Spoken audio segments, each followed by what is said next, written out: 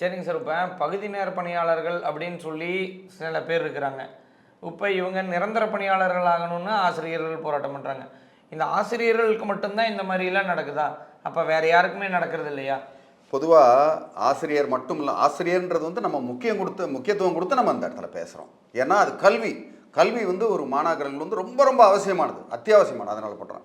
இது தவிர ஒப்பந்த தொழிலாளர்கள் இருக்காங்க, துப்புரவு பணியாளர்கள் இருக்காங்க, அரசுலேயே வந்து வேறு வேறு துறைகளில் இருக்கிற தற்காலிக அரசு பணியிடங்கள் இருக்குது, தற்காலிகமாக இருக்கிறது. அவங்கெல்லாம் வந்து 3 மாதம் 6 மாதம்னு அவங்க சொல்லும் போதே 3 மாதம் 6 மாதம் அதுக்கப்புறம் நீங்கள் வேறு வேலை பார்த்துக்கணும்னு சொல்லலாம். அதெல்லாம் வேறு. அதே மாதிரி அவுட் சோர்ஸ் பண்ணுவாங்க.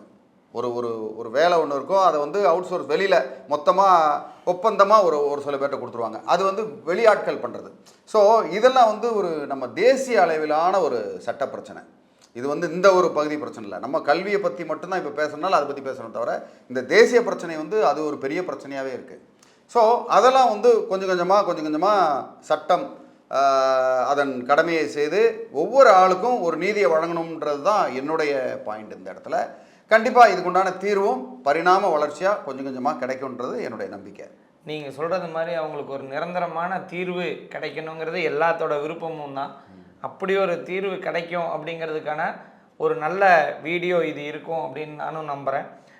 கண்டிப்பாக அடுத்த ஒரு நல்ல சிறந்த ஒரு கேள்வியில் சந்திக்கலாம் சார். நன்றி, வணக்கம். இது என்ன இப்படி மாற்றிட்டீங்க?